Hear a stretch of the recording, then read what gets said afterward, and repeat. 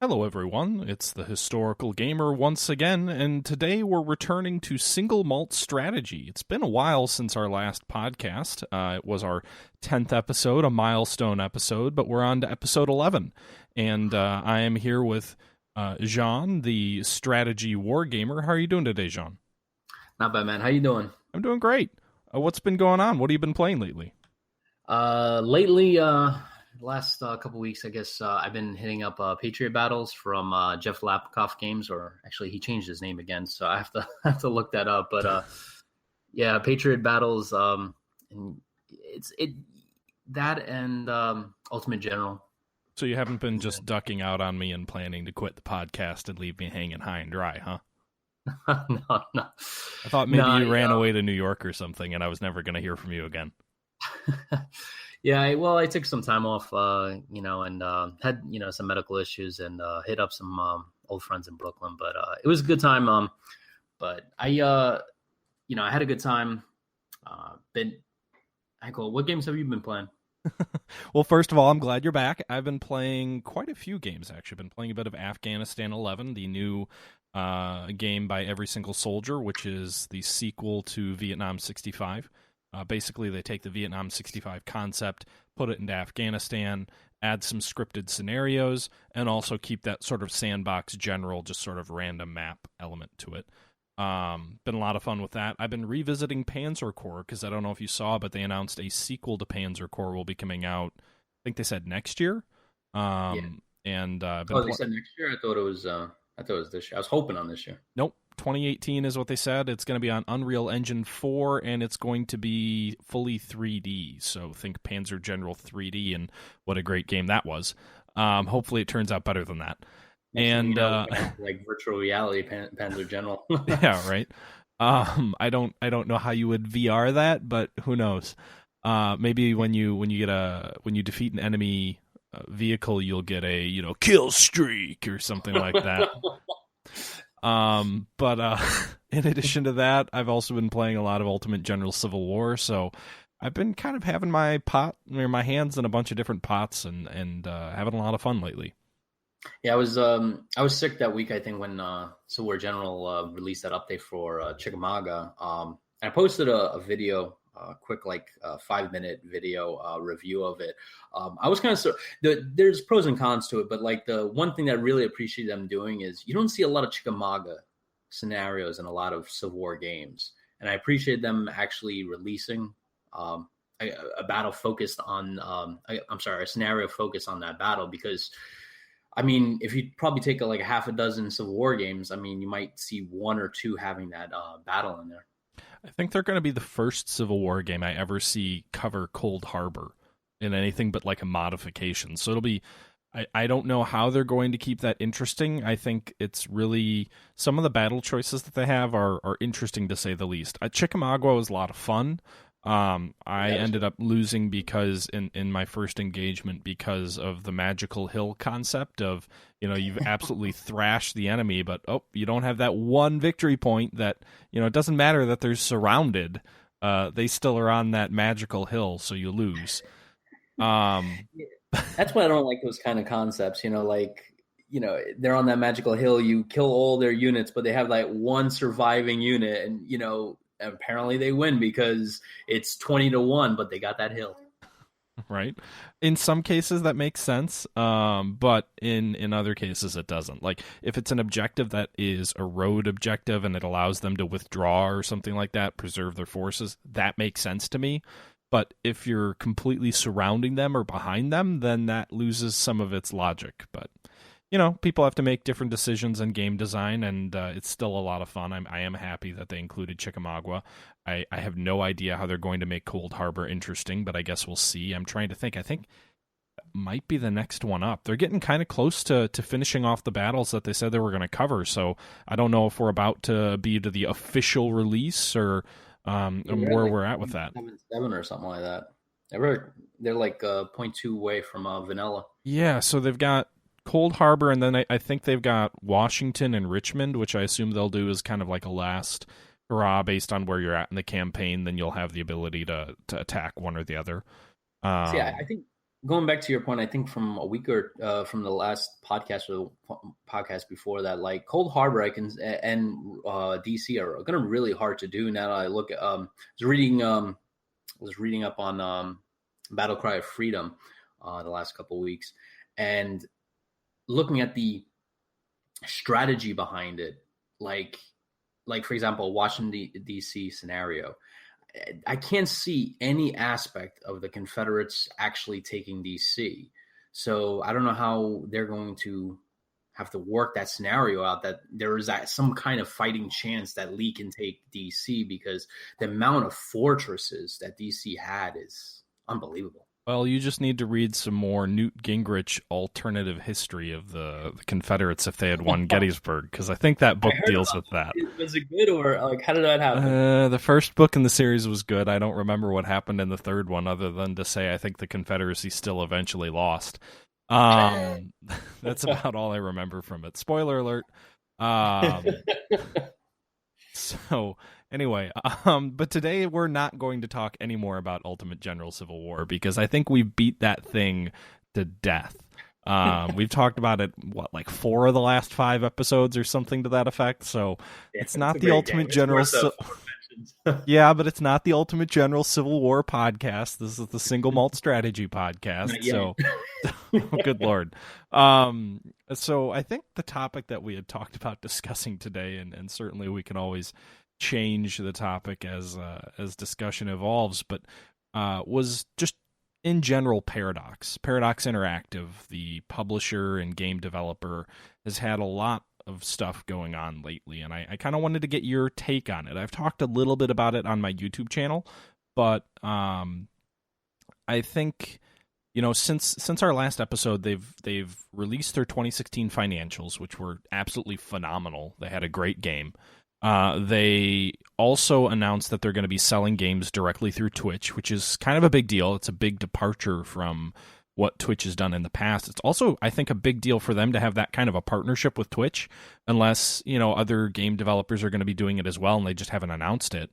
And apparently they're going to give a cut of every game sale to the streamers that are streaming. Like if you're watching a stream of mine and you buy a game that I'm playing, then the streamer gets a percentage of that. I'm not sure how that exactly will work, but it's a big departure. It's something that I think Steam, I think probably there's a lot of affiliate programs out there online through things like Amazon and other retailers, and I'm kind of surprised that Steam doesn't have something like that, if only because YouTubers and Twitch streamers push so much traffic and so many games that you would think there'd be something there to try and incentivize people to play your game other than just, you know, paying people. So it'll be interesting to see how that develops. I don't see people moving away from Steam, but who knows? Maybe there'll be Steam keys. We can talk about that in a little bit. And then the other big development was that they announced they're partnering with Eugen Systems, the developers of Ruse and the Wargame series, to develop a World War II Normandy game called Steel Division, I believe is the name. Steel Division 1944, I think. Which is going to be, I assume, war game, but in World War II and in the Normandy theater. So it'll be, again, a lot is going on with Paradox. Any of those aren't new developments as far as what Paradox is coming out of the gate with themselves. You know, Eugen is still developing this game, from my understanding, but it's interesting, right? I think it's going to be a big year for Paradox. I don't know if it'll be a good year. You know, you never know. But it certainly is. There's a lot going on there, and it's exciting to see, in my opinion. But I guess, you know, first of all, the Twitch piece. What's your thought on that? I kind of agree with you on the Twitch. So Twitch is owned right now by Amazon, and them partnering with Twitch is, I mean, it's a good step forward. However, I do feel Steam is kind of like the Goliath at this point in terms of the gaming industry. Amazon's concentrating. I think Amazon purchased Twitch to kind of get a foothold into the gaming market. and they're really concentrating more on their retail space and drones, as well as product delivery to people's houses. So I don't see them investing a lot or pushing Twitch to really compete with Steam. I think it's going to take a lot to kind of knock Steam to second place. And I think for right now, at least for the next couple of years, Steam is going to be on top. But do they need to be second place? Does I don't think Amazon says we need to be the number one game seller. But I think they see that, Amazon does sell games, and they probably don't do as well as they would like because, most people buy their games directly through Steam. So I wonder if this is a way for them to try and get their foot in the door as far as just getting some market share. They've already done some integration with Twitch where if you have Amazon Prime, you get like Twitch Prime or whatever that ad-free version of Twitch is called. And then you also get a free subscription to a channel where, that channel gets like $4 a month from you if you subscribe to them, but if you're a Prime member. So I wonder if they see this as all sort of, Twitch is this arm of their digital division. They've got Prime Video, they've got, 2-day deliveries, they've got, digital movies you can rent and purchase, and then they have digital games that you can purchase. Maybe this is their avenue into getting into that market. I don't think they're going to pass Steam up, but again, if you are located where everybody is watching their games, you're going to get some market share that you probably wouldn't get before. And I also wonder if they'll try and work like their one-click buying in, because if you think about it, to get someone to go from watching a stream, to click on a link, to go to a store, to buy that game in another store, there's a lot of points there where you can fall out. And sure, I'm sure a lot of people convert directly from a stream to a purchase, but there's also a sizable portion of those people, working in marketing myself and working in the digital space. I can tell you everything someone has to do along that course to buy something is another point where a not insignificant percentage of people will fall out and will not purchase that item. So if they can tie their one-click buying into some kind of digital purchase through Twitch, they will get some percentage of the market. I don't know if it will be what they're looking for, but they'll get something there. I agree with you. I mean, I some market share is good rather than none, right? But in terms of Steam, I feel like, honestly, like, for example, if they don't make a partnership, like, for example, if you buy it through Twitch, you also get a Steam code. The Steam code is basically the crown jewel, because people that purchase games through Steam, they enjoy having that library.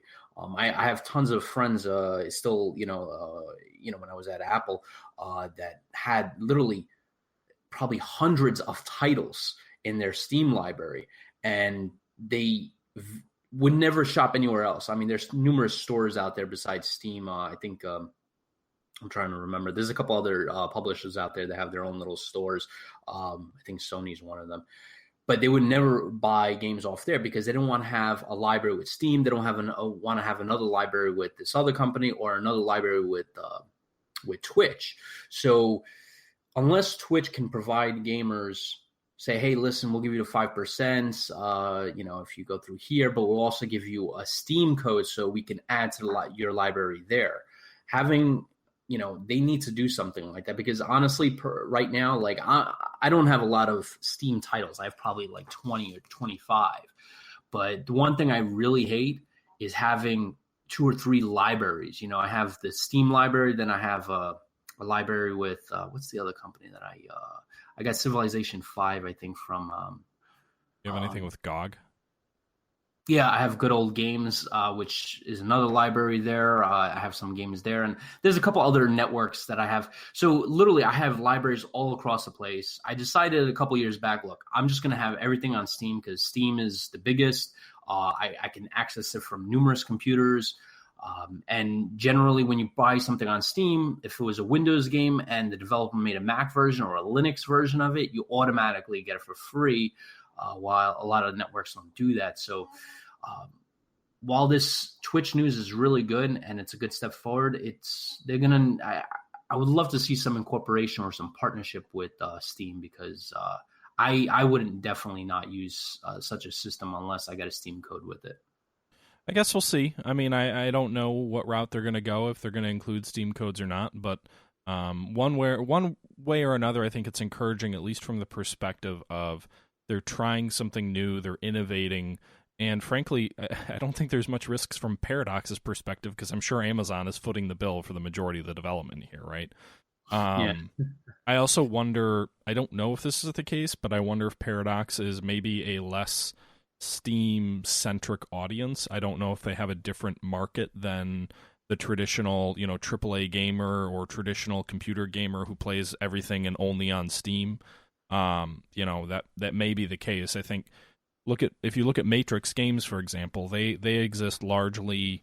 I mean, they do have Steam. It's, I'm sure, a big part of their business, but they've existed for a long time where they sell directly, and they still release some games only directly through Matrix. So if their customers, for whatever reason, are less tied to Steam, and if Paradox has the same argument that their customers are less tied to Steam, it might be an intriguing play. And we'll see. Yeah, I mean, it's a good. I look forward to seeing what this Twitch partnership will come out. Could just be a Steam key. I mean, that may be as simple as that, right? Yeah, I mean, but how often do you use Twitch when you when you get a chance to watch videos and such? I use YouTube more myself, but I think that's because there's a lot fewer. Wargaming and strategy gaming is very niche. And outside of, Arumba, or however you pronounce his name, or Quill, who really only kind of do mainstream big 4X type strategy games, the only streamers that I see that play war games, first off, they don't stream a ton. There's a few out there, Kushin from Kushin's Gaming, he streams on Twitch. But there's not a ton of war gamers who stream on Twitch. I think Dr. Zaius, the Squatting Frog channel, streams on Twitch as well. But in general, you don't see a ton of war games streaming on Twitch. And I personally stream mostly on YouTube because it seems like my audience is more located on YouTube than they are Twitch. And that may just because I didn't stream a lot until recently. But it seems to me it's easier to convert YouTube viewers into YouTube streaming viewers than it is to build a strategy gaming channel on Twitch. Now, I think that's because the market is different. I think the majority of viewers who view YouTube may not be into the streaming crowd in the way that maybe Twitch viewers are. But these are just my assumptions. I'm not a streaming expert. I'm not, someone who's done a ton of streaming. When I personally watch streams, I've tended to watch Twitch more than I have YouTube, but that's just because there's more on Twitch from a streaming perspective. I don't watch a lot of streams. I watch mostly videos on demand, which is always YouTube. Yeah, I rarely ever use Twitch. I mean, I'm on YouTube all the time, and that's where I get my live streams. I'll watch some of your live streams, and I rarely ever go on Twitch. I remember when Heart to Iron first came out, started watching some Heart to Iron videos, and I was looking for some Victoria videos, which I rarely ever catch on there. I honestly, I wonder if one day YouTube's going to swallow Twitch, buy it from Amazon or just eclipse Twitch and these other smaller networks in terms of video streaming, because YouTube is kind of like the big daddy, and these smaller little niche kind of video streaming services. I don't know if I would not sell Twitch short on that. I think, let me check right now, but I think the live streaming on YouTube, if you compare the audiences between Twitch and YouTube for streaming, it's not even close. Twitch is just by far and away dominating the streaming market. Let's see here. So if I go to YouTube and I go to just kind of the live section of YouTube, I think the top live game right now, granted it's like 12:15 Central Standard Time, so it is in the middle of the night, but the top live channel I can find here has 1.5 thousand people viewing a stream of NBA 2K7. If I go to Twitch, let's just take a look here, browse, and the top, well, these are by games. The top channel right now on Twitch is 45,000. Oh. And it's got, I'm going to lose count. It's got more than 20 channels all above the largest on YouTube, all simultaneously right now. It's not even close. The streaming market is by far and away on Twitch. There's a reason Amazon bought it for $1 billion.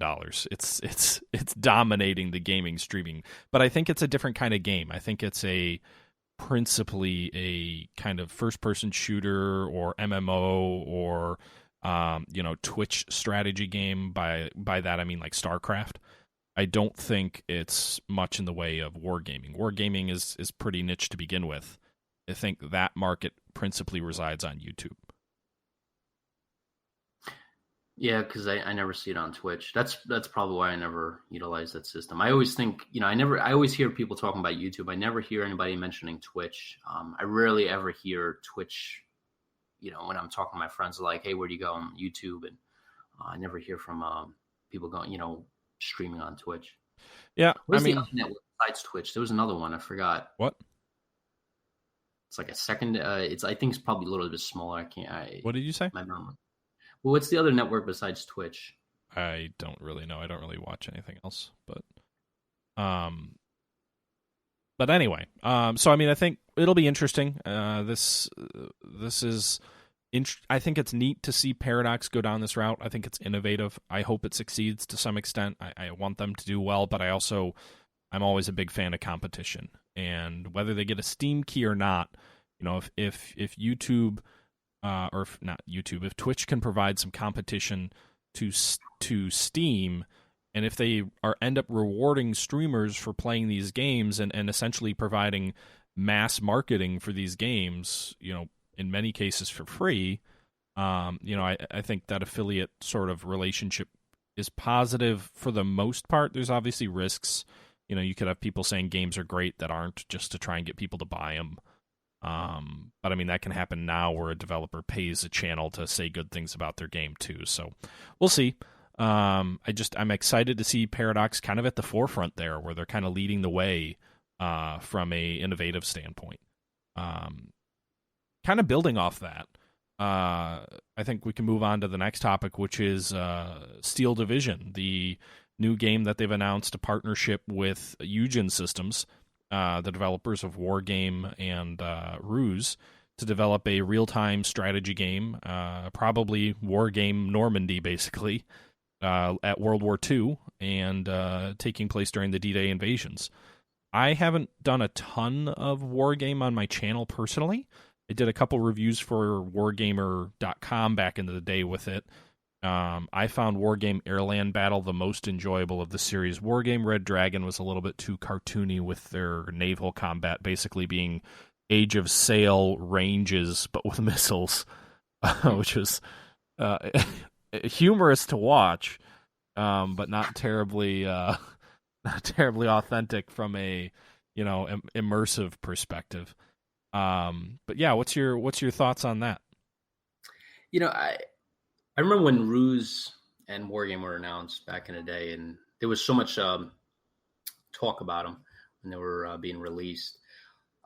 But they really didn't do much in terms of, for me at least, getting me excited about the game, because it lacked detail, or it lacked a certain component that I expect from strategy games. In fact, in the aspect of, how do I say? I like playing with divisions, battalions, brigades, assigning leaders like Bradley, Eisenhower, Patton, doing things basically like in Hearts of Iron, in Hearts of Iron 3 and such. I thought you were going to say something good about Hearts of Iron 4 for a second. Yeah, right. But and Wargame and all these games that came out from that originally came out from Ruse, it just never appealed to me. The graphics are beautiful, don't get me wrong, and just like in Hearts of Iron 4, the graphics are beautiful, but it just lacked that strategic, tactical component that I was looking for. Looking at this game here, it's very exciting. You got like things like 10 versus 10 multiplayer battles, which sound very exciting. They got a single campaign along with online multiplayer modes. They had some kind of trailer going on, and it's not really, it's not like gameplay trailer. It was kind of like concept art. So, but from looking at it, it kind of looks like it's going to use like the Ruse engine, probably a little bit better graphics. But I don't know. I was kind of hoping for a Paradox game that would come out that would, I don't know, satiate an appetite that I'm still craving for. You know, like there's so many developers that are making games that haven't made that sweet, chocolate bar that I really want. It's just all bland kind of stuff that I really can't sink my teeth in.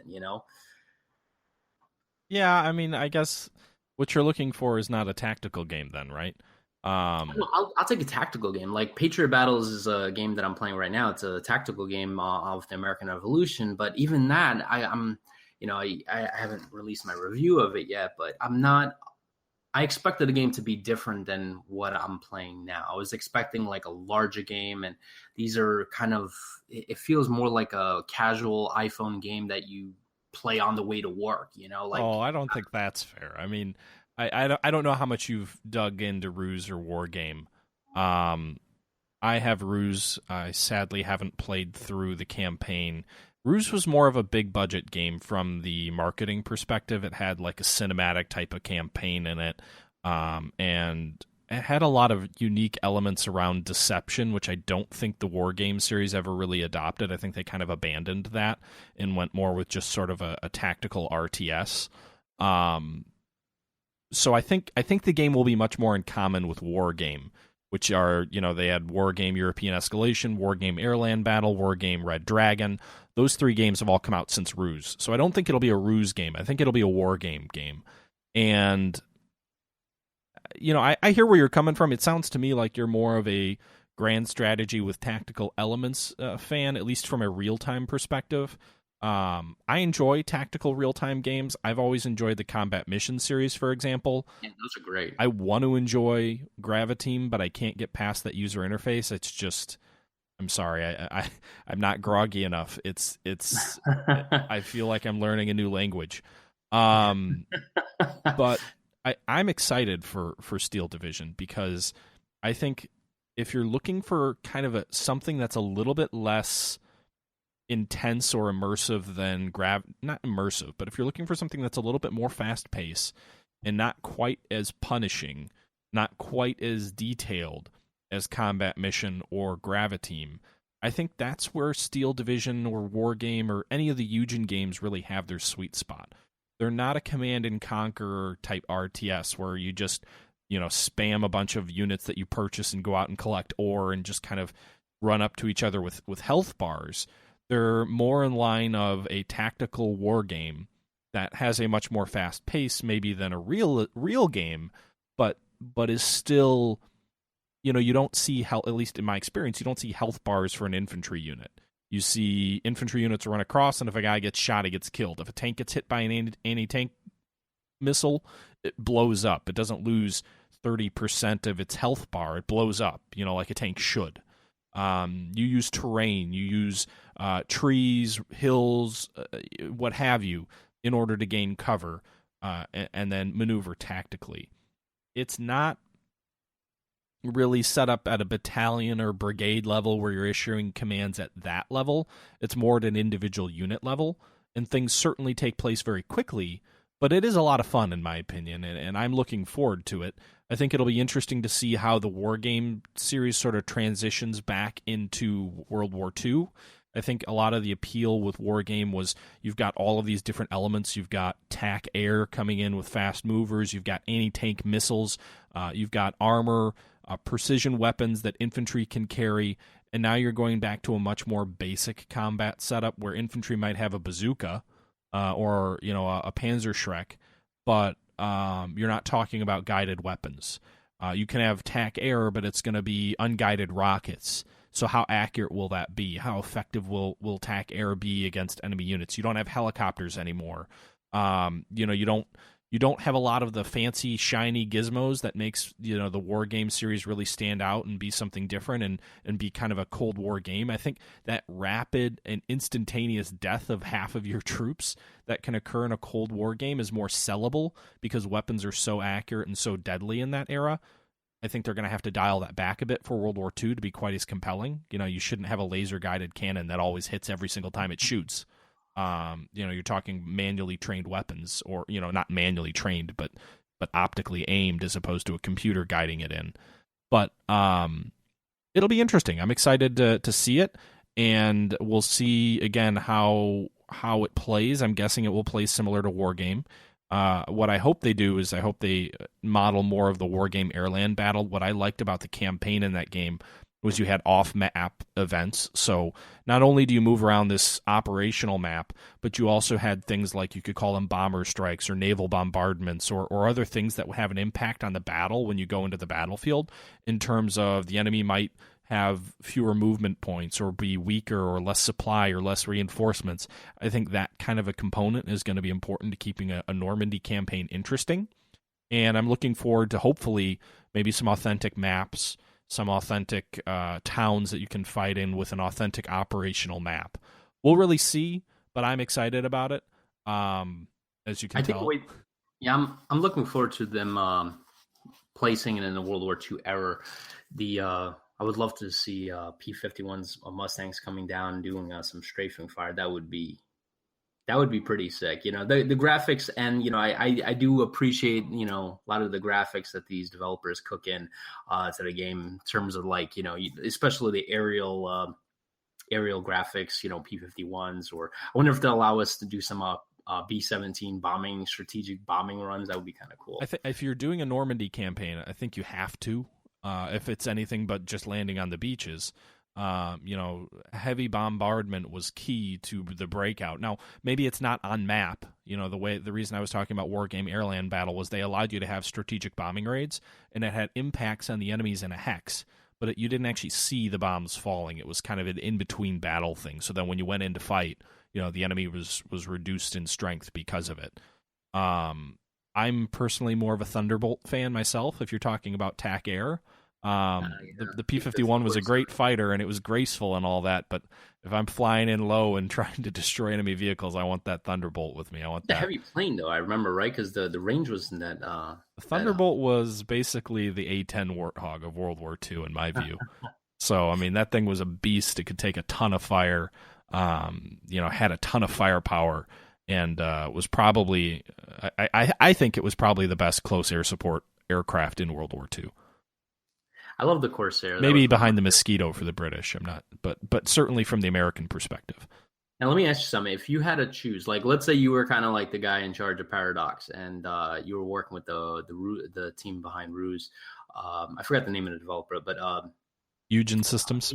Yeah, there you go. So you're in charge.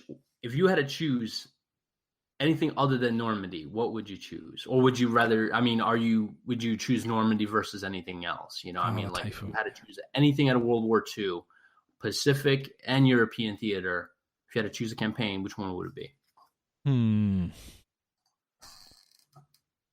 Do I have to factor in how it's gonna sell, or just whether it's interesting to play? Just interesting to play. Forget about SIP. I think Normandy is interesting because the terrain is a realistic obstacle. I would say intuitively, North Africa, right? Because you got these sprawling battlefields sweeping back and forth, heavily mechanized, pretty evenly fought early on. But I think the problem there is the terrain is less interesting. One thing I am hoping is, I always felt the terrain has impacts in the Wargame series, but I always felt like the maps were way too flat. And I would like to see more actual terrain, hills, obstacles, things like that. So I'm hoping they do that more with this iteration. But I think the unique thing about Normandy is it gives you some more terrain difficulty and obstacles to make it an interesting game to fight, because you've got to deal with the hedgerows. It's not big, wide open fields with, vision out to 2 miles like the desert could be. And now that I'm thinking of TAC Air, maybe the British Typhoon actually would be on par with the 47. But if I was to pick one game, does it have to be World War II, or can it be anything? Let's stick with World War II for now. World War II. Maybe Kursk? I don't know. That was a bloodbath, but it would probably fit the Wargame model as well, if you think about it. Just massive casualties, two sides just slugging it out. I think that could be interesting. probably Kursk or Bagration, the 44 offensive by the Soviets. You know, Um, the with but the only thing with Kursk is I did some research on Kursk. It looked like I mean, is there any way we can develop a game where I mean, it looked like in that battle, Germans had no chance of winning. I mean, the books that I read, the stuff that I researched, it looked like there was no chance the Germans could break the Russian line because the Russians knew they were coming. So unless they edit the actual units or change the balance of the game, would the Germans even have a chance in such a simulation? it depends on how you do it, because Wargame isn't strictly speaking, you've got historical units, but it's definitely balanced to be a playable game. I'm sure the Germans will have some chance of holding the Allies back in Normandy. That wasn't really all that feasible other than just a delaying action in real life. But But I don't know how comfortable I am of games saying, all right, well, Germans had two divisions here, but we got to make it, a balance. So we're just going to put we're going to put it four divisions there to give them a shot, because it takes away from that historical reality, and it kind of gives you a bit. And if you were able to accomplish holding the Allies with, let's say, two divisions versus 4 or 5 divisions, and you actually succeed, right? I mean, wouldn't that reward be much more sweeter? yeah, but you can still make one side have a big advantage over the other without saying it has to model history exactly. It's a game. At the end of the day, it's a game. It's got to be playable. I was kind of having this debate with someone earlier, a little bit off topic, but I was having a discussion with someone earlier asking, does Waterloo make a good game to model? It's a really interesting topic that everybody likes to play, and I understand that. And I played and was involved in Scourge of War Waterloo, and I think it's a good game. But I wonder if, from a war game perspective, if it's the best topic to always cover, because unless you're really into attacking forts and stuff like that, it's not the traditional easy to model war game. Gettysburg's almost the perfect game from a linear combat to model, because you've got a meeting engagement that starts out with small numbers of forces, a lot of maneuver, and then it turns into a massive, slugfest with both sides at times attacking and then local counterattacks. It's a very balanced game with a lot of variety.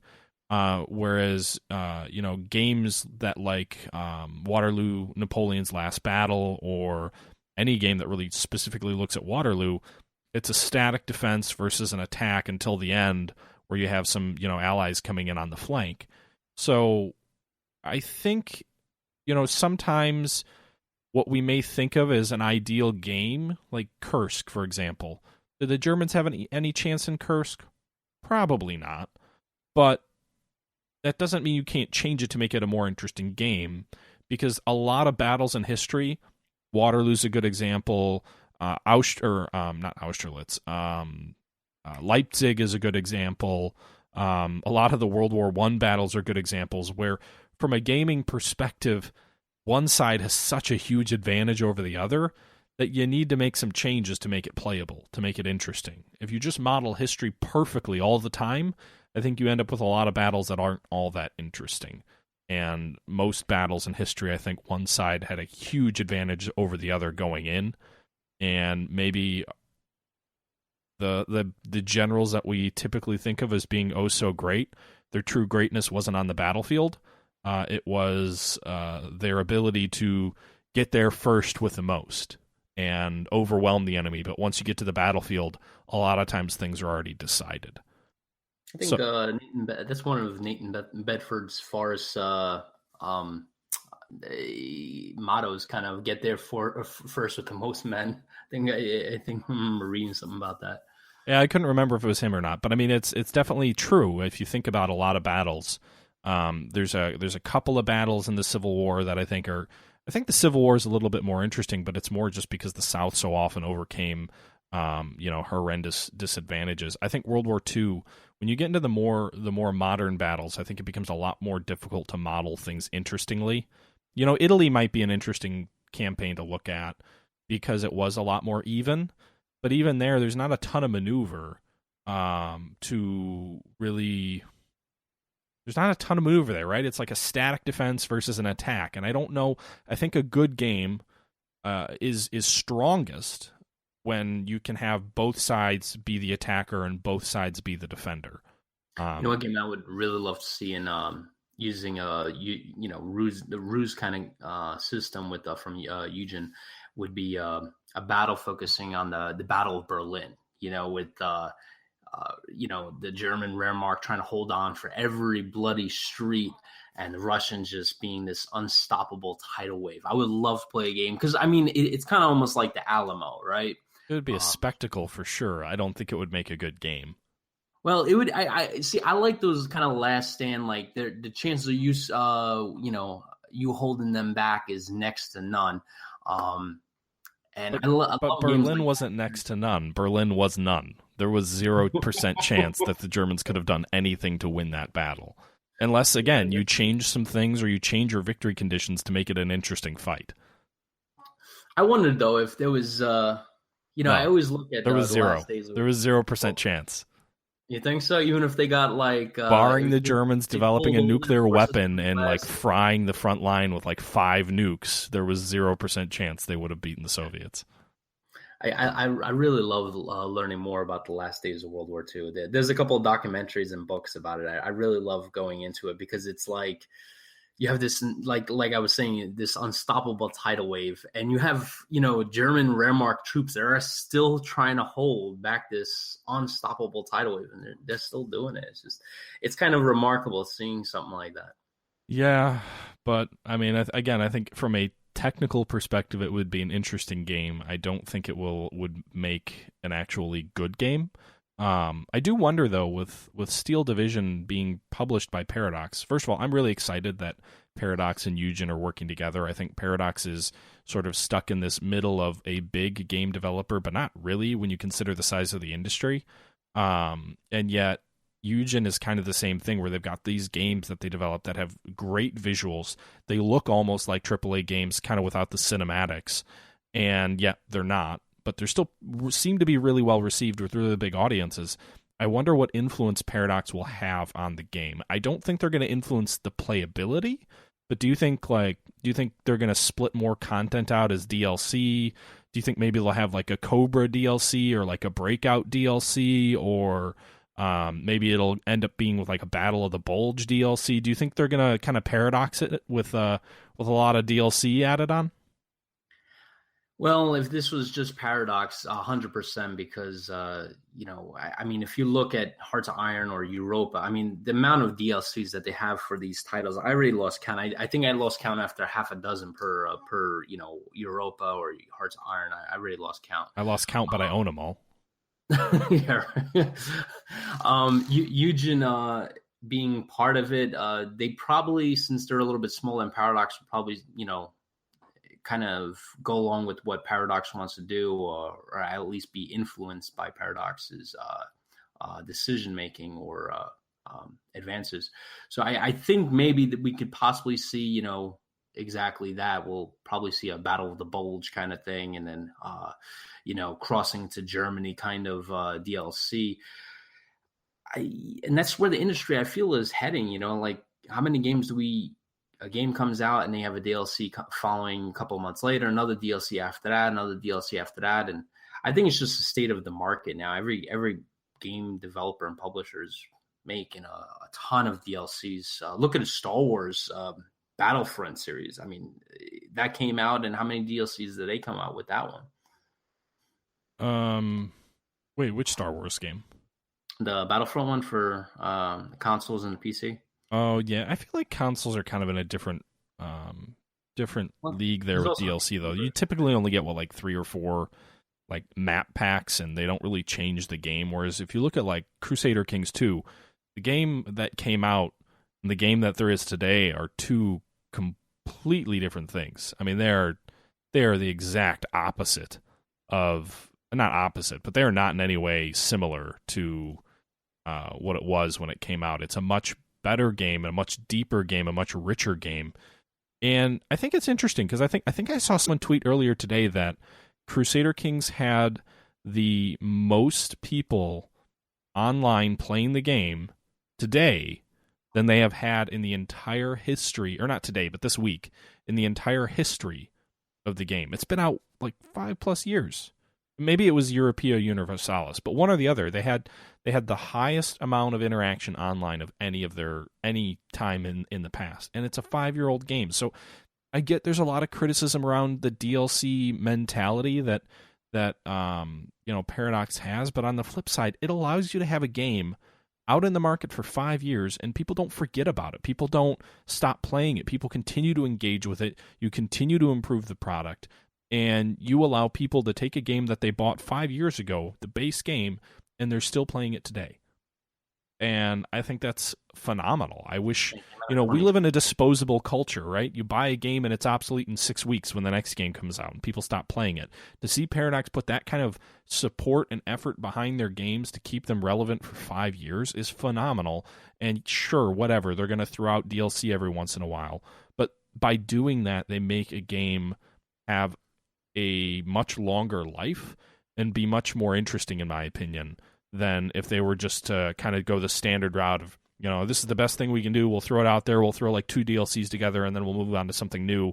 And now you're 5 years later, you're on Crusader Kings 7 rather than still playing Crusader Kings 2. I think DLCs are, how do I say? I'm trying to find the exact words. I'm really bad with this. But basically, I feel like it's a very delicate issue. And the reason being is, if you do it right, DLCs are great. Like they were, like you just said, released in 2012 Crusader Kings. They released a bunch of DLCs over the years and improved the game. And like you said, last week or this week, they have the best in terms of how many people have been playing it at any one time, which I feel Paradox is doing well. But there are a lot of other game publishers out there that release the actual game, and then a month later, here's a DLC, and here's another DLC, another DLC. They release like a quarter of the game with the actual product, and they charge you like $60, $70, whatever it was. And then a month later, they'll say, oh, by the way, here's another DLC, and you can get, I don't know, a good example would be like the Death Star. Oh, now you can play the Death Star, and this is going to be a $20 DLC. And another month later, it's like, hey, if you want to play on Endor, it'll be another $20 DLC. And there's a lot of anger in the gaming community because a lot of publishers, I haven't noticed Paradox doing this. Hopefully they don't do this. I think you could make that argument about Crusader Kings. They released the game and you could only play as the Christian countries.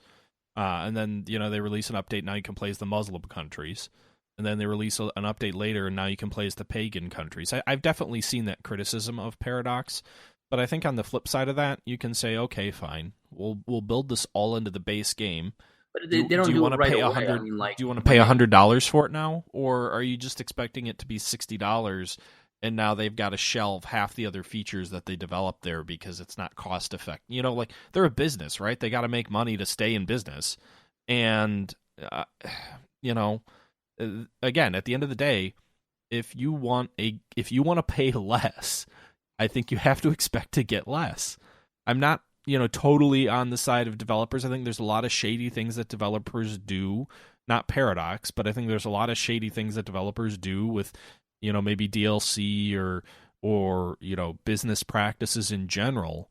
But I don't think it's necessarily as cut and dry as, you release a DLC that adds a feature that theoretically could have been there earlier in the game, but then do you get all that other stuff that comes with it? Yeah, I don't know the timeline of this, but like if they came out with Crusader Kings 2 in 2012, they can only play, let's say, the Catholic or Christian countries. And then a year later, they implement the Muslim countries, added a couple of features to work with with that kind of aspect, and then adding more and more DLCs but different features on top of it. I'm fine with that because they're not only adding you could play the Muslim countries, but a new type of system to work alongside that aspect. That to me is fine, but the problem that I have is if you release a game at $60 and then a month later say, oh, by the way, we're releasing this another DLC component where you can do this and this, I'm going to say, dude, I just bought this game a month ago and you're releasing a DLC. This should be already in the game that I already bought. But if it's like, 6 months to a year away, I'm fine with it, because that means during that 6 months to a year, they have been developing that component. It's not sitting on the shelf. A lot of the publishers release a quarter of the game and keep the other 75%, wait a couple of weeks and say, oh, by the way, if you want this, it's going to be an extra $20. Yeah, no, I hear you. I mean, there's certainly, I think there's, sometimes it gets a little bit gimmicky. It's like, oh, here's a new skin for your gun. Like, okay, I mean, fine. If people want to buy that, fine. But it just seems like, could you be spending that effort and time and charging me for something more substantial? I think one of the other things I like about the DLC model that Paradox has is that over the course of a game, you're less likely to see a rushed sequel that doesn't have any substantial difference from the previous game. Because they commit so much time and effort to making the existing game as good and deep as possible, then by the time the next game comes around, it really is time for maybe a new game engine or a new, something with substantially different features and capabilities, so that you see a dramatic difference in the next game, as opposed to just oh great, they changed one thing and the color of this is a little bit different and I'm playing the same game as last year, but I just bought a whole new game. And the one thing that I'm looking at the Steam account here, the whole Crusader 2 King collections, 43 items aside from the original game, and they're selling for $159. Yeah, but they're generally on sale every other week too, when they're like 70% off, right? Yeah, I'm going to have to wait for the Christmas sale for that one. Not to mention, they also add a lot of patches. One other thing is, I think actually they talked about this DLC method on their earnings call, and they mentioned kind of the fact that, yeah, even if you just buy the base game of Crusader Kings 2, because so many of the patches are free, and they add a lot of new features in the patches as well, the game is still very different than it was when it first came out. And I think at the end of the day, a lot of what they do and their business practices have led them to this kind of success that they're seeing, financially. We mentioned earlier, I think, in one of our other episodes, that earlier this year, Paradox went public. So they became a publicly traded company. I'm kind of annoyed I didn't get any shares. They're listed on a Swedish stock exchange and they trade in Swedish currency. It's not easy for an American to buy shares in the company. But they released it like 33 Swedish dollars, basically an SEK is what it's called.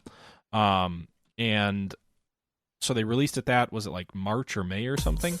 And they're up to $56 now per share, or not dollars, but SEKs. So, I mean, they've nearly doubled from their original IPO listing to where they are today. And they've had a huge year in terms of financials. I did a whole video on this, but basically they saw a increase in their operating margin. So basically the cost to operate the business versus, what they're selling games for versus what it costs. And, they saw a huge spike this year. Revenues were up in the fourth quarter by like 50%. Overall yearly revenues were up like 10%. Their profits were almost double. They had a huge year this year. And I was kind of wondering, what are they going to do to match this last year's success? And that's the hardest part, Yeah, right. And I kind of thought going in, 2015 was a huge year for them. They saw like 100 million SEK increase in profits. And then 2016 was even bigger. And I thought 2015 was due to Cities Skyline. 2016 was due to Stellaris and Hearts of Iron 4. Both, selling hundreds of thousands of units. I think Stellaris is over 500,000 units now. Cities Skyline, I think, is definitely over 500,000, might be over 1 million. And, what are they going to do in 2017? Well, they're going to sell games directly through Twitch, which they'll get, obviously, potentially more eyes on their games and more purchases, which is a big, innovative attempt. They're going to partner with Eugen Systems, an already well-known, regarded RTS developer, to develop a new game that's going to be, probably, I would imagine, moving just as many units as any of their core games, if not more. Granted, they're only publishing it, so they get less, but still. And they're going to, move more into China. They have a developer partner. They signed up, not developer, but a company that purchased a minority stake, I believe, in Paradox, or they purchased a minority stake in this company in China to sell their games in China. So they're doing a lot to continue the success that they had in 2016 through to 2017. And it's AAA games, though? I mean, I wouldn't call it AAA, but I mean, it's a big... Eugen is kind of that big indie, right? They're that big developer that moves, I assume, hundreds of thousands of units, but is not, a major studio. So for Paradox to be publishing that is huge. And I think, all of that tied in with a very, very well-regarded Crusader Kings expansion so far. It's been getting rave reviews. People have been just loving it. As well as, I assume, some more Stellaris DLC. I think Utopia is coming out shortly.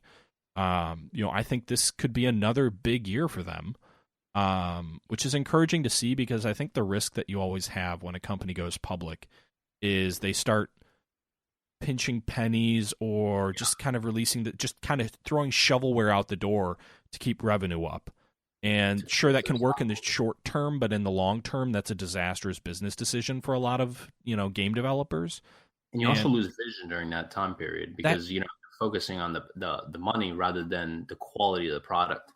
That too. But I mean, all of the moves that we're seeing so far seem very strategic. They seem very on point. Again, Eugen Systems making a World War II RTS game. That's right up Paradox and all of their fans' alley. And it's already a successful studio that makes a successful game. So that's big.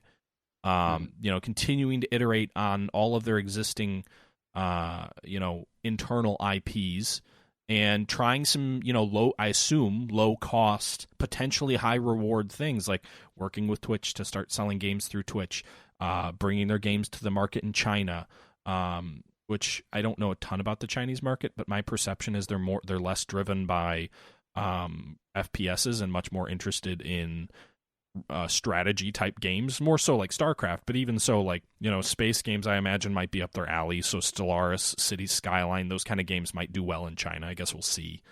But it's a lot of moves that fit within what they're already doing, don't seem to dilute the product, and seem to be on point with trying to continue doing very well, but staying very focused in who Paradox is and what they are, and not abandoning what got them here. Sorry for that rant of why I'm excited about Paradox in 2017. You'd think I'm getting a kickback or something. The one question I got for you is... which I'm open to, by the way, if Paradox wants to give me money. Send all your checks to ... The question I have for you is, like, so you got Paradox, you got Crusader Kings that works out with the... it starts what? I think the 11th century, somewhere around there? Crusader Kings? I think they're already up to like the 9th century, or actually the 8th century, I think is when they start. So you got the 8th century there, and then you got Europa Universalis, which I usually play from the 1400s, but it starts somewhere around there. And then you have Victoria that starts in the 1800s, and then Heart to Iron that starts in 36. Now, can you think of any other time frames? Because what I think they need is another kind of market in terms of another game that can appeal to a new type of era, whether it be a modern era game, a Cold War game, or maybe something even before Crusader Kings, something maybe, biblical times, Roman, I'm thinking. But where would you, if you had to kind of choose a new Paradox game, which timeline would you focus on? Dare I say Rome? Did they do Rome before? They did a Europea Universalis Rome a couple of years ago, and I don't think it was terribly successful. But what I think, here's my logic. I kind of laid this out, I think, to Kushin over on his Discord chat, which, Kushin, if you're still around, post a link to the Discord. There's a chat. I don't know if you're familiar with Discord at all, Jean, but there's a chat where a lot of wargamers kind of hang out and chat about things and topics and stuff. And Kushin has one of his own. It's free. Anybody can sign up. It's like Slack, but it's open.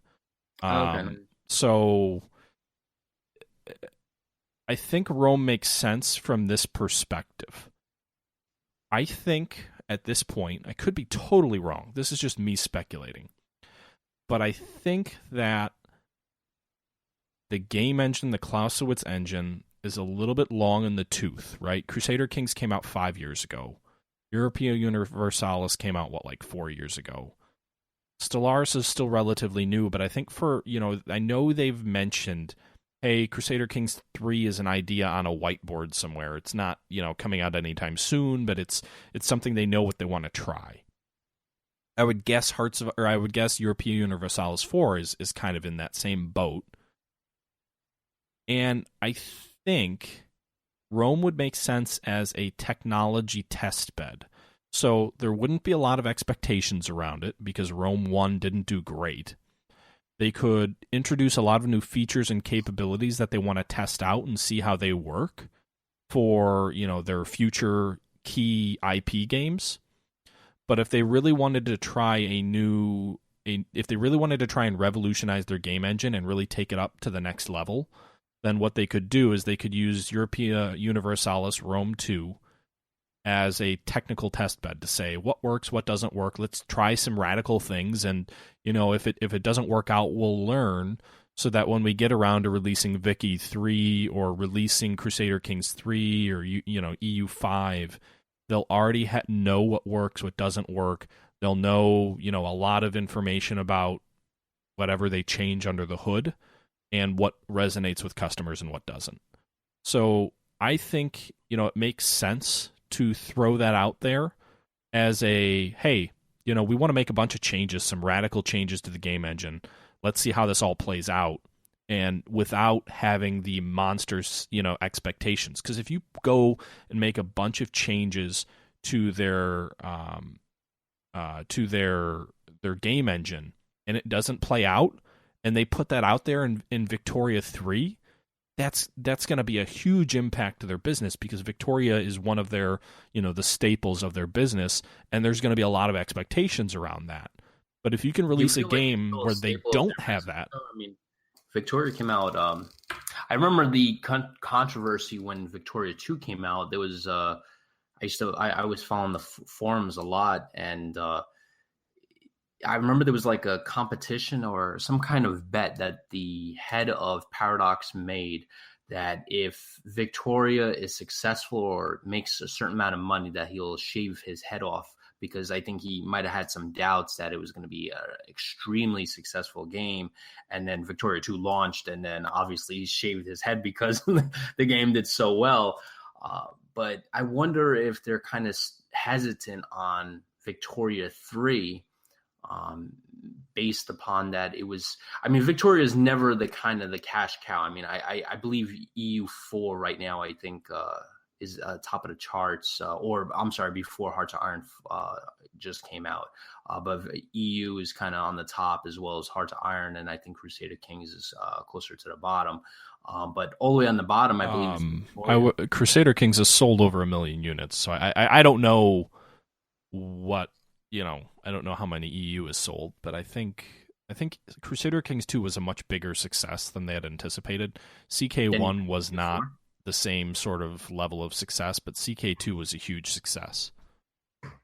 Well, when I mean on the bottom, I mean, like, if you had to kind of rank them, I believe, like, in terms of sales, I mean, Hearts of Iron probably is I assume probably number one. I'm not going off any statistics, but just my own understanding of how the forums, visiting the forums and all that, and going on multiplayer and stuff like that, is Hearts of Iron's on top, because obviously it just released. EU4, because EU4, the forums always packed and people always throwing topics out there. And then Crusader Kings, popularity wise, would be on third. But there's not a lot of stuff going on about Victoria, and I wonder, the reason why is that I don't know if it's the time period, or it's just it's a very old game at this point. I think it's old. I think that's the main thing. I think there's a lot of pent up demand and excitement for it, but I don't think and again, this is all tinfoil, make believe, but if they were to do something, I think it would make sense where you don't make radical changes to one of the key products you're known for. And Rome is one of those games where you could try it out and it wouldn't really hurt you too much from a reputation and business perspective if it didn't work out, and you'd learn a lot. What about a Cold War game? That's what I'm hoping for. Maybe they'll develop Hearts of Iron 4 into that a bit. I don't See, know. That's everybody's another hoping thing for you that, could but they never try. did. But I think I don't know if I guess I don't know if the EU sort of model works in the Cold War. I mean, they would have to develop a new engine because you have to work with the Vietnam War and the Korean War. They're very different in terms of helicopters and planes and such. I don't know. I don't know. I just don't know if that would work. I guess you could try that the same way as a technology demonstrator. But East versus West, I don't think that was a project of theirs through another developer that never came out, to my knowledge. And No, I mean you can play it. It's I think I linked to it in one of my reviews because there's I don't know if you can find it anymore. I went on the website a couple weeks ago. Some guy had the beta of the game and he was working on it and he posted a link on some kind of forum. I downloaded it and I played it. I made a review of it. And the game was actually close to release. It was like 0.8 or something or 0.7 of the vanilla from vanilla 1.0, and it was pretty good. There was some bugs in there, but I mean a little bit more work, that game would have been released. And I know the only reason they pushed it they said because there was the game was taking too long to develop. But I mean, the game was basically almost done. It was a couple more months, throw it to another studio, just say, hey, finish this, whatever, throw it out there, get some money back from your investment. But I mean, just throwing it in the garbage that's like baking a pie and, you didn't, you put the frosting, you did everything, just came out of the oven. It looks great. But you didn't put the lettering on there, whatever, happy birthday, whatever, and say, you know what, let me just throw it in the garbage. I forgot to put the lettering on there. It doesn't make sense to me. I don't understand why they may have found out that everything looked great and the frosting and all that, but it was moldy on the inside, and everyone was going to get sick if they ate it. Yeah. What would have been, and I just thought of this while we were talking about, what would be really cool if Paradox makes a partnership with Paramount and CBS. What? Make a Where are you going with this craziness here? This would be amazing. While you were talking, I was thinking about this. Oh God. I was thinking if Paradox makes a partnership with CBS and Paramount to make a Star Trek type Stellaris game, that I think would be. There's already, I think, a Stellaris mod for Star Trek. I don't think the licensing deal would be all that. I don't think the licensing would be worth what they would get from the game. I think, what they saw with Crusader Kings, I think, again, without seeing the financials, was people were making mods for Crusader Kings for Game of Thrones.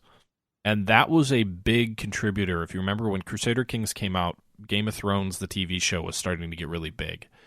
And there was a really, there was like an Ice and Fire whatever mod. I never played it, but that pulled a lot of people into Crusader Kings that had never been in that game before, had never even considered that game before. I think it pulled a lot of non-real gamers in as well, and made that really, from my outsider's perception, that is what gave that game a huge kick in the ass as far as becoming sort of the cultural game that it has. I think there have been some pretty big impacts culturally the game has pushed within the gaming industry. And I think you could see the same thing with Stellaris if you got a really good Star Trek mod, but I think that's all you want. You don't want to pay a ton of licensing for it. It's not, I can only imagine what a studio would think their IP is worth from a strategy game perspective. And I think it would be, it would basically be a non-starter from a financial discussion thing. It would be like working with Apple. They would want you to sell your soul to them, and you would have basically no chance of breaking money. Essentially, yeah. And you'd be like, hey, wait, what about this? And they'll be like, screw you, sign it and give us your firstborn and your secondborn and your thirdborn and your fourthborn you have to let starve because we're Apple. Fuck you. Just kidding. But I think I just don't think there's any way that it would be worth it. See, the thing about like so when it comes down to it, I mean, I've I worked for Apple, and then And there you go. By the way, there's a. I'm just kidding by Apple. That's just sort of a joke that people like to make about them being, But with regards to in the chat, Squatting Frog was talking about how he bought Stellaris strictly for Star Trek and Star Wars mods. So I think you're going to get that there, whether it's official or not. Yeah, I mean, I'm looking at it right now. They got Star Trek New Horizons on there, but I've worked for Apple, and I've worked for and I've helped. I've talked to CBS in the past and some of their people. The one thing I will say about like Apple is they're forward thinking. They will do what's best for them as well as pushing the industry forward. But when I worked with CBS and Paramount, they really had no concept of what to do with the IP. They didn't know how to push Star Trek forward, and they still don't to this day. And I think partnering with like development companies, publishers like Paradox or like Slytherin to say, hey, listen, this is our IP. We're not doing anything with it because we don't know what the heck to do with it. We're making some bullshit, first-person shooters that no one buys. Here's the IP. What can you do with it? Give us some ideas. And I guarantee you, Paradox or Slytherin would have said, look, this is the idea that we have. We'll give it to you for a good cost, so you can make some profit. We'll all make some money and do something with the IP. But they don't do it. And the Star Trek IP just sits there. And no one uses it because it's too expensive. And it goes to waste. And I feel like that if CBS, Paramount got the idea and said, look, let's open this up and give it out to these companies, we would have some amazing strategy games for Star Trek and maybe even Star Wars, because there's not any good Star Wars strategy games out there even. I think Empire at War was pretty good. Granted, it's really old, but I think that was pretty good. That was a good game. I just think that it needs like a. I don't know. I mean, I think mods do a pretty good job. Stellaris is that kind of a game that I don't know what would be different if it wasn't a mod. But how long can you fit? Like a mod is good, but it's kind of like not a fail safe, but it's kind of like it's kind of like you're in a waiting room. It'll hold the time until the full game comes out. Because it's never going to satisfy your whole craving for what you really want. And I feel like these IP holders, like for Star Wars, I think Disney owns it. Star Wars, I believe, right now. They have no idea what to do with the license except make some movies and make some money that way. But I think Disney has a pretty clear idea what they want to do with Star Trek. I don't know if they want to let people start writing their own histories the way that it used to be, where it was very open and everybody wrote their own histories, and then they went back and Kushin from Kushin's Gaming is still very angry that they basically threw out the expanded universe. So I think they have a very clear vision of what they want it to be. I don't think it involves allowing third-party developers to write their own stories, and I can understand that. You don't have to write your own stories. I mean, like a good example would be Star Wars Rebellion, which is which is a game that I really enjoy. Is end of episode 4, they said, all right, this is what happened. This is the forces on Yavin. This is where the Coruscant is. This is the Imperial fleet. Have at it and try to win the war. And so you don't really have to make your storyline. You just put all the players there and say, you don't have to develop any kind of storyline because it's already been set by the movie. Strategy games don't have to do anything like that. And so I don't understand why the IP holder like Disney or CBS and Paramount are worried about it. You don't have to worry about it. Just you can make money off of it. And the money is just sitting there in people's pockets. All you have to do is say, hey, look, Paradox is there. They'll make a great strategy game. Hey, just pay us a small fee for the IP. We'll get some money. You'll get some money and we'll call it a day. But they're not. I don't understand. Like if the thought's not popping up in their heads, working in the tech industry, everything's very fluid, in Apple and, the people I knew in Microsoft and Google, the industry constantly changes and deals are always constantly made and companies always bend. But I feel like in the entertainment industry with these people that hold these IPs, they don't get it. They're just hold on to this IP and they're like, no, nobody's touching it. And we're not going to do anything unless we think of it. And if somebody wants it, we'll have to charge them an arm and a leg for it. And it just destroys any possibility of a good strategy game from there. Yeah, but there's also some risk there, right? So you give up control. And I think Apple's a good example of a company that wants to very tightly control their IP. And it's a little bit different because it's more of a physical product. But they want to make sure that no one really changes the experience that they want to craft. And you could say, yeah, there are things that they could let developers do or what have you that would allow them to make money. And you may be right.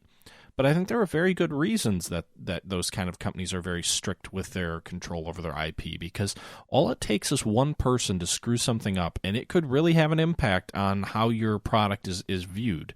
You could always say, oh, you have creative authority to reject things, but I think, it's a lot of effort on their end to police this.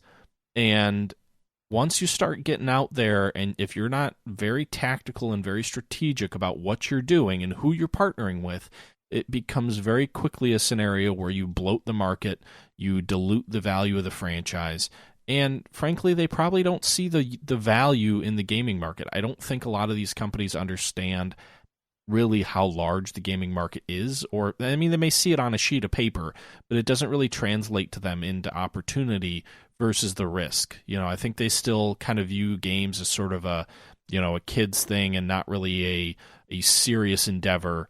And, maybe we'll occasionally make a game here or there to make a little bit of money, but I don't think they really understand the industry. And because they don't really understand the industry, I don't think they understand how it can help them. And if you don't understand something, you're certainly not going to risk your intellectual property being harmed in any way if it's not part of your core business. I agree with you. I think the main thing is they don't understand the industry. These IP holders, they don't get it. I remember I had a conversation with the VP CBS about it, and I said, look, and I remember I was talking about Birth of the Federation, the old Star Trek strategy game back from I think 98 or something like that. And I was working with a freelance studio that actually was developing Star Trek Supremacy, which is like a fan-made game. And I said, look, why not back this title up? I said, you can endorse it. You don't have to put any funding into it. And you guys can retain all the profits. Let's just work something out. And she was just like, look, we're not going to put any we're not going to allow for such a fan-made game. We're not going to invest in Star Trek strategy games because we don't feel there's an audience there. And I was just on the phone with her. I said, how can you say that? I could tell you right now, if you go to this website, there's 40,000 registered users that are playing the 1998 version of the game. There's 40,000 potential sales that you have on top of the casual gamers or anybody else that be buying the game. So right away, you're going to have a profit. And she was just like, well, we're not going to go into it. And I literally hung up. But it's not just you're going to have a profit. Think about the last Star Wars movie that came out. They made over $1 billion in revenue on the last, not the episode 7. They made over $1 billion on that. Not profit, but revenue. If you're going to sell that much in a game, you have to be Grand Theft Auto or you have to be Call of Duty. And that's about it. That's about it. To make $1 billion on your game, you can count the number of IPs that are worth that. Now, you may be right. Star Wars may be worth that. But if it's not, and it has any measurable impact on the overall value or experience that people have with your franchise, that's big money, and that's a big risk. I think you're more likely to win kind of mid-tier studio IP than you are, those handful of movies that make that huge amount of money, because unless you get an Activision behind you, and unless you can guarantee tens of millions of users, I don't think they think the risk is worth it. And they may be wrong, but I can understand why you'd be hesitant to mess with a movie franchise that is worth billions of dollars to you every year. But like for example, like you were mentioning, Empires at War, right? What would be the risk in just taking that game, saying, "All right, let's make a facelift, improve the graphics, make it compatible with Windows 10 and Mac OS X, and we'll just add, maybe a few new ships that we just came from the game." There is no risk there. It's just improving the game, and then of an investment of, let's say, $1 million, right? Let's say they invest $1 million to make this game, and they return, let's say, of 20 million or $30 million. Someone makes a crappy game. People don't like it. It gets out that, such and such Star Wars or whatever the franchise is was crap. And then 2 million people don't go see your movie because they have a sour experience and are become less interested in the franchise. Well, I think that's what they view it as. Well, that's why you have people under you that are intelligent enough to make sure the game, is, because the movie could have bombed too. I mean, you if they're that afraid of using the IP, then they would be afraid of doing anything with the IP, including making movies. Well, we can't make a movie because what if we make a movie and the director screws up the edit and everybody hates it and we can't make another movie out of it? I mean, the one thing about it is for Star Wars. Here's the thing, though, and I don't mean to interrupt you again, but here's the thing: they've made a lot of Star Wars games. There have been a lot of bad Star Wars games, and I think at least in the case of Star Wars, I can't speak for Star Trek, but in the case of Star Wars, there was probably an oversupply of horrible Star Wars games. They weren't strategy games per se, but there were a lot of them out there, and I think there's a natural hesitancy. Disney takes over. They can the extended universe because they kind of view that as diluting the brand and making it less valuable. And I think there's probably the same reaction to games. Maybe they will come back at some point and start farming things out. They still have, the Old Republic MMO. Maybe they'll kind of branch back out to that, but I think Lucas Games did a poor job of being stewards of the IP, and they basically just said, anybody who wants to do something with it, do it. And I think Disney's naturally drawing in and saying, okay, what do we want to do about it? I think they probably want to be more tactical or certainly more strategic about it, and maybe someday they will. But remember, they just acquired the franchise. So, there's that as well. There may be a shift in corporate strategy. I don't know. But, you're right. I think Paradox could make a good game. I don't necessarily know if paying the licensing rights are worth it. I think having people mod for them is a really cheap way for them to get the same value from the game. Let's just hope they don't have a mod that becomes so successful that millions of people buy it and then they get sued by Disney because they don't, have the IP or something. Yeah, that would really suck because then. But I mean, mods are really. I doubt. I saw there was 2 mods for Stellaris from Star Trek, but I doubt we'll see. I think you're too sour on mods. I had some amazing. I will put this way: Total War Rome 1 was a disaster in my book. It was a crappy ass game, and holy crap, did those mods make that game amazing! They turned a bad game into a great game. I think you sell what mods are and can be short. I think mods have a big part to do with Crusader King 2's success, and I think, Paradox has seen that happen in the past, and I think that, they anticipate seeing that going forward. I think modding is, for a lot of companies, a way to make your game appeal to a huge audience that you otherwise would not appeal to, because someone else can make your game into the game they want, and 20,000 people might buy it just because of that mod.